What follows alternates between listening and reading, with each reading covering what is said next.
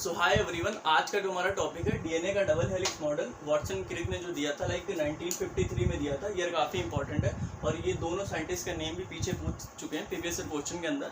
और DNA double helix model कोई ज़्यादा कठिन नहीं है, लाइक एनसीईआरटी के अंदर 5 पॉइंट दे रखे हैं। थोड़ा कॉम्प्लेक्स फॉर्म में मैंने उन्हें थोड़ा ईजी करके यहाँ पर लिखूंगा, फिर आपको ईजिली समझा दूंगा। ठीक है, आप ये देखने वाले लाइक यहाँ पर कॉम्प्लीमेंट्री बेस पेयरिंग क्या होती है, फिर किस तरीके से हेल्पफुल होती है डीएनए रेप्लिकेशन या फिर ट्रांसक्रिप्शन में किस तरीके से हेल्प करती है। ओके, फिर मेन जो 5 पॉइंट्स है मैं आपको एक एक करके सारे समझाने वाला हूँ। लाइक यहाँ पर आप देख रहे होंगे मैंने सिर्फ और सिर्फ 2 पॉइंट मेंशन किए, यहाँ पर कुछ जगह छोड़ दी ताकि कोई चीज़ आपको एक्सप्लेन करनी तो मैं आपको एक्सप्लेन कर दूँ, फिर दोबारा से मैं नोट डाउन करूँगा, आपको समझा दूंगा बाकी के जो 3 पॉइंट्स हैं। तो आइए शुरू करते हैं। डीएनए डबल हेलिक्स मॉडल बहुत ही ज़्यादा ईजी है। तो आइए सबसे पहले हम डीएनए डबल हेलिक्स मॉडल जान लेते हैं, लाइक जो कि 1953 में वॉटसन क्रिक ने दिया था। और इसका हॉलमार्क का मतलब होता है मेन पॉइंट।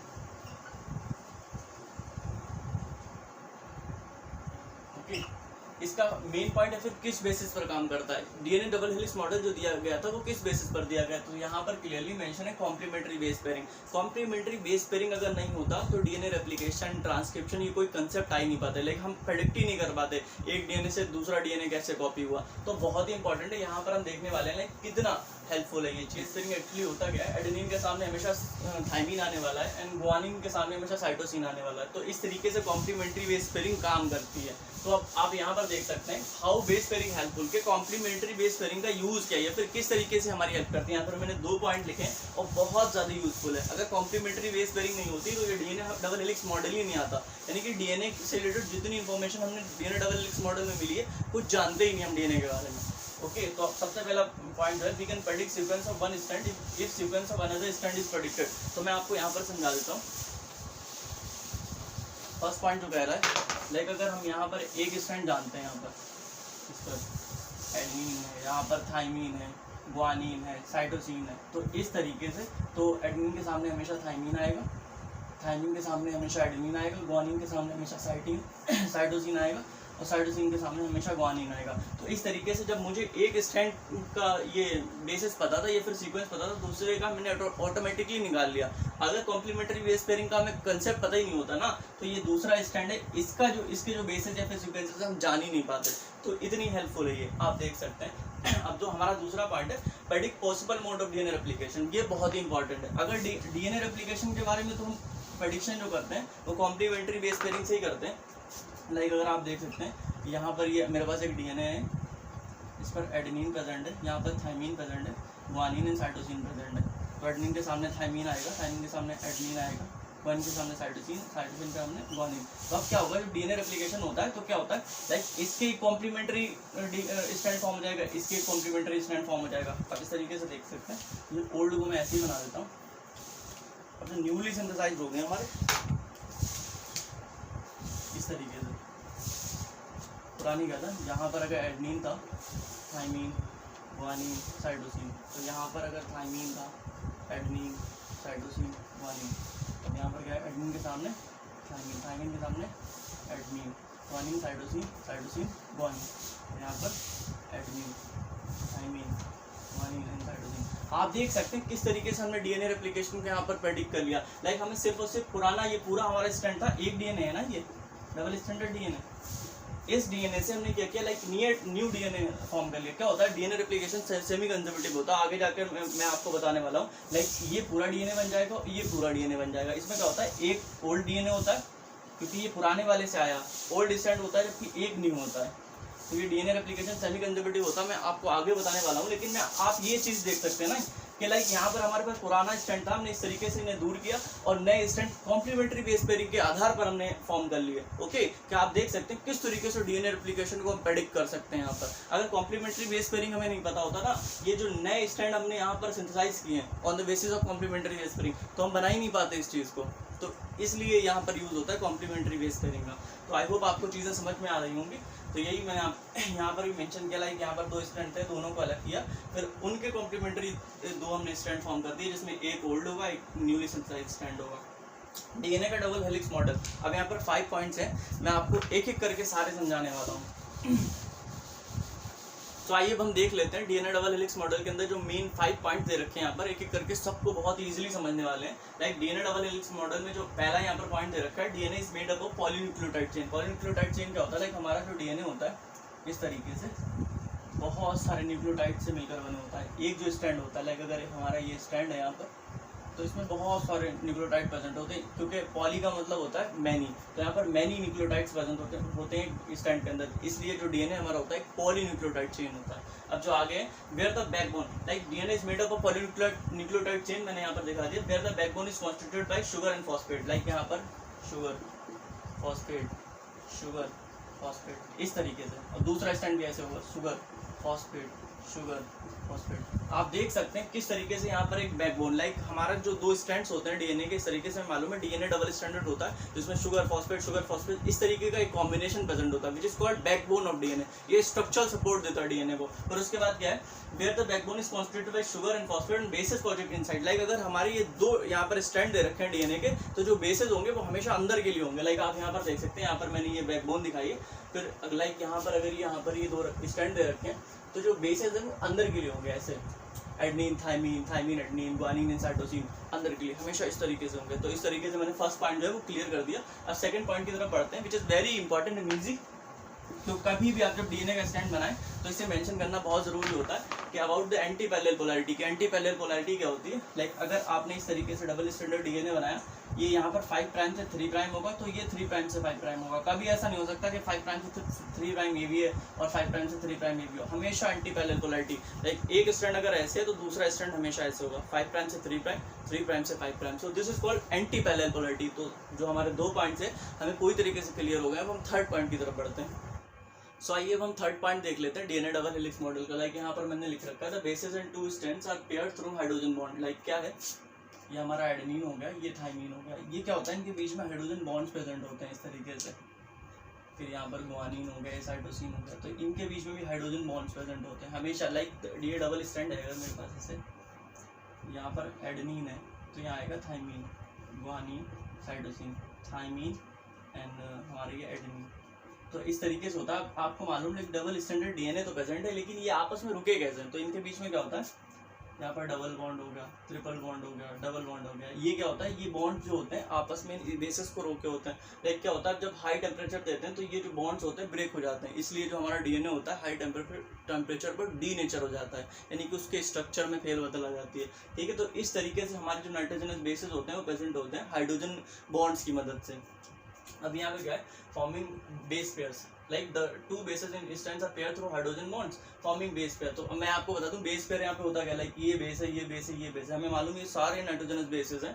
लाइक ये एंड दिस, ये क्या है, बेस पेयर, ये बेस पेयर, 2 बेसेस मिलाकर एक बेस पेयर बनता है। तो इस तरीके से कॉन्सिक्यूटिव मैनर में एक के बाद एक बेस पेयर प्रेजेंट होता है यहाँ पर।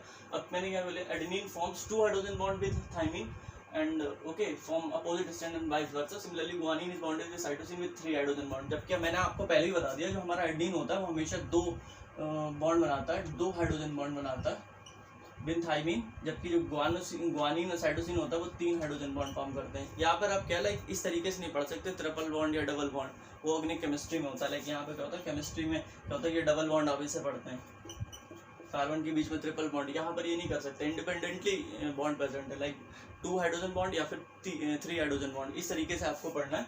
और क्या, similarly guanine is bonded with cytosine, ये मैं आपको बता चुका हूँ। As a result always purine becomes opposite to pyrimidine। अब इससे क्या होता है, मैं आपको एक चीज़ बताने वाला हूँ। लाइक हमारे पास ये डीएनए होता है, ये डीएनए, ठीक है, डबल स्टैंडर्ड डीएनए होता है, ये हमेशा पैरेलल होगा, ठीक है, हमेशा पैरेलल रहता है। कभी ऐसे नहीं हो सकता कि ऐसे थोड़ा सा तिरछा हो जाए, इसके ऊपर जाकर इंटरसेक्ट कर जाए। हमेशा जो इनके बीच की जो विड्थ है, डिस्टेंस है, वो हमेशा मेंटेन रहने वाली। मैं आपको अभी एक कंसेप्ट बताता हूँ कि ऐसा होता क्या।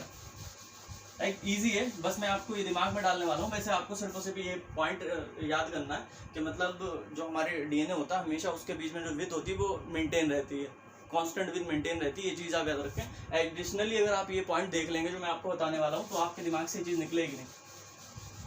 मैं आपको बता दूँ, लाइक होता है नाइट्रोजनस बेस। मैंने आपको बताया था जो डीएनए होता है हमारा न्यूक्लियोटाइड से मिलकर बना होता है। DNA is a polynucleotide chain. जो अब हमारा न्यूक्लियोटाइड होता है उसमें 3 चीज़ें प्रेजेंट होती है, nitrogenous base, sugar and phosphate. तो नाइट्रोजनस बेस की मैं आपको बात करने वाला हूँ। नाइट्रोजनस बेस क्या होता है, एक तो होता है प्यूरिन एंड दूसरा होता है pyrimidine। तो प्यूरिन के अंदर आता है एडेनिन गुआनिन, pyrimidine के अंदर आता है CUT कट, इसे कट ऐसे यूज लर्न कर सकते हैं हम। साइटोसिन, यूरेसिल, थायमिन, इस तरीके से होता है। अब जो हमारा प्यूरिन होता है वो हमेशा डबल रिंग फॉर्म करता है, इस तरीके से स्ट्रक्चर होता है। अब मैं आपको एक चीज दिखाने वाला हूँ कि किस तरीके से स्ट्रक्चर फॉर्म होता है कि जिसकी वजह से ये कांस्टेंट विथ मेंटेन रहने वाली है। जो हमारा प्यूरिन पिरिमिडीन होता है वो हमेशा सिंगल रिंग स्ट्रक्चर होता है, ठीक है। अब क्या होगा, लाइक एडेनिन, अब ये जो अब एक चीज हमें मालूम है, लाइक अगर यहाँ पर प्यूरिन आया है तो उसके सामने हमेशा पिरिमिडीन आने वाला है, क्योंकि एडेनिन के सामने हमेशा आपको पता है कि थायमिन आएगा और गुआनिन के सामने हमेशा साइटोसिन आएगा। तो इस तरीके से अगर यहाँ पर एक एडेनिन प्रेजेंट है तो यहाँ थायमिन आने वाला है, क्योंकि एक प्यूरिन के सामने हमेशा पिरिमिडीन आएगा। तो मैं आपको यही चीज बताने वाला हूँ, लाइक आप ये देख सकते हैं, अगर यहाँ एडेनिन आया तो यहाँ थायमिन आया, यहाँ साइटोसिन आया तो यहाँ गुआनिन आया। तो इस तरीके से आप देख लें, एडेनिन जो होता है हमारा प्यूरिन होता है, आप ये देख सकते हैं एडेनिन प्यूरिन होता है, डबल मेंबर्ड रिंग होती है, इस तरीके से डबल मेंबर्ड रिंग होती है। जबकि यह थायमिन क्या है, थायमिन हमारा पिरिमिडीन है जो कि single member ring, like single ring होती है। तो इस तरीके से आप देख सकते हैं, जो साइटोसिन होता है, साइटोसिन हमारा हमेशा पिरिमिडीन होता है, सिंगल मेंबर रिंग होती है, जबकि गुआनिन हमारा डबल मेंबर रिंग होगी। तो इस तरीके से आप देख सकते हैं कॉम्बिनेशन बनता है इनके बीच में, यहाँ पर डबल है तो इधर सिंगल, इधर डबल तो इधर सिंगल। तो इस तरीके से जब स्ट्रक्चर फॉर्म होता है तो एक कांस्टेंट जो विड्थ होती है वो मेंटेन रहती है। तो यही रीजन है कि हमारा डीएनए कभी इंटरसेक्ट नहीं करता, हमेशा पैरेलल बना देता है। तो यहाँ पर सिर्फ और सिर्फ मैं आपके को कंसेप्ट बताने की कोशिश कर रहा था, आपको सिर्फ और सिर्फ ये याद रखना है, ऑलवेज प्यूरिन का अपोजिट टू पिरिमिडीन, और जिसकी वजह से क्या होता है, एक यूनिफॉर्म डिस्टेंस मेंटेन रहती है डीएनए के बीच में, कि डीएनए के जो दोनों स्ट्रैंड होते हैं हमेशा पैरेलल रहते हैं, कभी इंटरसेक्ट नहीं करते हैं। मेनली यही चीज़ मुझे आपको बताना थी। ओके, अब हमारा आता है फोर्थ पॉइंट। फोर्थ पॉइंट में क्या दे रखा है, लाइक फोर्थ पॉइंट में दे रखा है the two strands are coiled in right handed fashion, के जो हमारे दो स्टैंड्स होते हैं हमेशा इस तरीके से होते हैं, कभी ऐसा नहीं हो सकता। This is called right handed fashion, के ऐसे घूमते हो जाएंगे, कभी ऐसे नहीं जाएंगे। तो ये क्या होता है, पर्टिकुलर एक कहते हैं फीचर होता है डीएनए का। जो हमारा डीएनए होता है डबल स्टैंडर्ड डीएनए, वो हमेशा राइट हैंडेड फैशन में ही होगा, कभी लेफ्ट हैंडेड फैशन में नहीं होने वाला, ठीक है। तो इस तरीके से ड्रॉ करते हैं। The pitch of helix is 3.4 nanometer. Pitch मैं आपको समझा दूँ, मेरे पास कोई वायर होता, लाइक ये है, आप ये देख लें, इससे देख लें,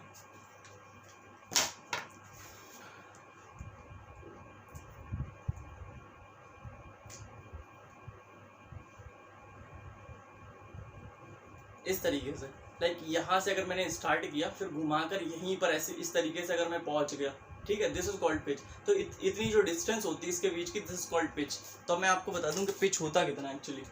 पिच यहाँ पर मैंने मेंशन कर रखा है, पिच क्या होता है, pitch is equal to 1 turn. मैंने आपको बताया था कि यहाँ से घूमकर कैसे यहीं पर आ गया, तो दिस इज कॉल्ड 1 टन। एक टर्न कंप्लीट किया या फिर एक सर्कमफेरेंस कंप्लीट की, ठीक है, जिसमें 10 बेस पेयर होते हैं 3.9। फिर यहाँ पर मैं आपको यहाँ पर कैलकुलेशन करके दिखा देता हूँ, पढ़ूंगा अगर तो कन्फ्यूजन होगा, ठीक है।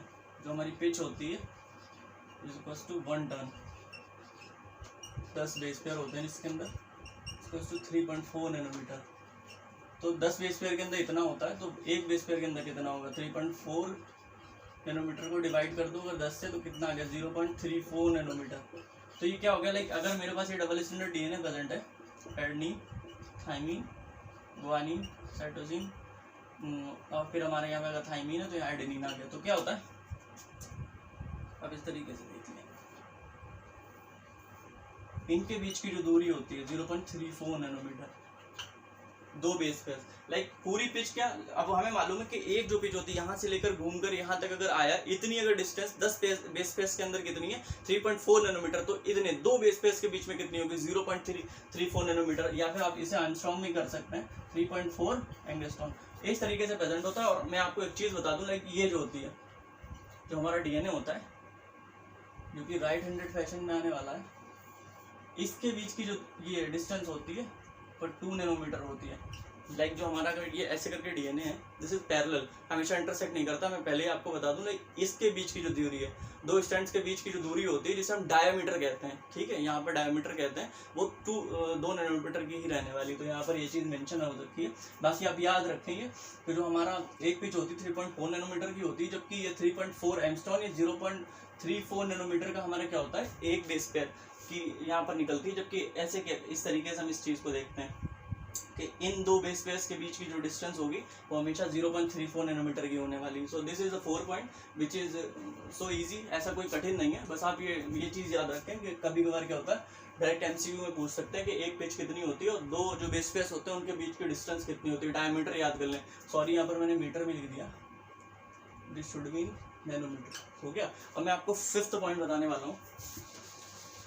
5th पॉइंट में थोड़ा बहुत कंफ्यूजन होता है, लाइक आइए तो हम 5th पॉइंट को देख लेते हैं। लाइक जो डीएनए का हमारा स्ट्रक्चर होता है उसकी स्टेबिलिटी किन दो चीज़ों की वजह से मेंटेन रहती है। ओके, स्ट्रक्चरल स्टेबिलिटी की बात हो रही है। लाइक हमारा जो डीएनए का डबल स्टैंडर्ड डीएनए है वो किस तरीके से मेंटेन रहता है, कौन कौन से फैक्टर हैं जो उसे मेंटेन रखने में हेल्प करते हैं। लाइक एक तो स्टैकिंग होता है, दूसरा हाइड्रोजन बॉन्ड होता है। सबसे पहले मैं ईजी बता देता हूँ लाइक हाइड्रोजन बॉन्ड किस तरीके से हेल्प करता है। यहाँ पर मैं आपको पहले भी ये चीज़ बता चुका हूँ। अगर यहाँ पर ये 5 प्राइम से 3 प्राइम हमारा डीएनए एंटी पैरेलल पोलैरिटी होती है, हम देख चुके हैं 3rd पॉइंट पे अपने, शायद 3rd था या 2nd था, जो भी था। ओके, फिलहाल एंटी पैरेलल पोलैरिटी जो होती है वो आपको फॉलो करना है। यहाँ पर ये अगर एडेनिन है तो यहाँ थाइमीन आएगा, गुआनिन के सामने साइटोसिन है। तो डबल बेस पेयर को दिखा देता हूँ खाली में। ओके, यहाँ पर डबल बॉन्ड आने वाला जबकि यहाँ ट्रिपल बॉन्ड आने वाला। तो ये जो हाइड्रोजन बॉन्ड्स होते हैं मेनली जो हमारा डीएनए होता है उसकी स्ट्रक्चरल स्टेबिलिटी को कॉज करते हैं। क्या होता है लाइक अगर आप इन हाइड्रोजन बॉन्ड्स को ब्रेक कर दें, क्या जब आप अगर टेम्परेचर देते हैं सर, हाई टेम्परेचर अगर आप देने वाले हैं तो ये हाइड्रोजन बॉन्ड्स ब्रेक होंगे, ऑटोमेटिकली जो हमारा डबल स्टैंडर्ड डीएनए होता है वो डीनेचर हो जाता है, यानी कि बेकार हो जाता है या फिर बिगड़ जाता है। ठीक है, लेकिन ये चीज़ एक रिवर्सिबल प्रोसेस होती है। आगे आप पढ़ेंगे कि अगर ये डबल स्टैंडर्ड डीएनए हमारा मेंटेन है, आपने हीट दी, ये डीनेचर हुआ, फिर से रिवर्सिबल प्रोसेस है, इसलिए फिर से डीएनए मेंटेन हो जाता है। यही तो खूबी है डीएनए की कि ये बहुत ज़्यादा स्टेबल होता है। ठीक है, तो हाइड्रोजन बॉन्ड्स जो होते हैं इस तरीके से स्टेबिलिटी कॉज करते हैं। मैं आपको स्टेकिंग बता दूँ, स्टेकिंग एक्चुअली होता क्या है, आप देख सकते हैं। अगर ये हमारा यहाँ पर राइट हैंडेड फैशन में डीएनए का दिखा रखा है, अब बस बने रहना, आपको बताता हूँ।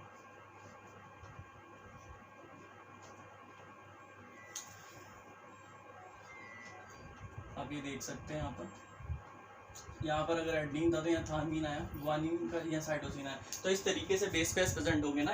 लाइक क्या होता है, दो बेस पेयर्स जो होते हैं हमेशा डीएनए के अंदर एक एंगल पे प्रेजेंट होते हैं जो कि स्टेबिलिटी देता है डीएनए को। तो मैं आपको स्टैकिंग बताने वाला था कि स्टैकिंग क्या चीज़ होती है। सिर्फ और सिर्फ क्या, लाइक अगर ये एक बेस पेयर है और ये एक बेस पेयर है तो ये आपस में हमेशा एक एंगल पे प्रेजेंट होते हैं, लाइक सीधे सीधे नहीं प्रेजेंट होते हैं, इससे स्टेबिलिटी मिलती है ना। ओके, किसी भी तरीके से। ओके, तो ये होता है कि स्टैकिंग और हमारा जो हाइड्रोजन बॉन्ड होता है वो डीएनए के स्ट्रक्चर को स्टेबिलिटी प्रोवाइड करता है। लाइक ये हमारा था डीएनए का डबल हेलिक्स मॉडल और हमने बहुत अच्छे से देख लिया, ज़्यादा कोई चीज़ें कठिन नहीं थी, मैंने बहुत अच्छे से ट्राई किया समझाने का। अब आप मुझको बता सकते हैं कमेंट सेक्शन में लाइक नेक्स्ट वीडियो आप किस टॉपिक पर चाहते हैं। आई होप आपको चीज़ें समझ में आई होंगी। तो मेरे चैनल को ज़रूर सब्सक्राइब करें, लाइक करें, शेयर करें, कमेंट में अपनी राय ज़रूर दें। Thank you guys.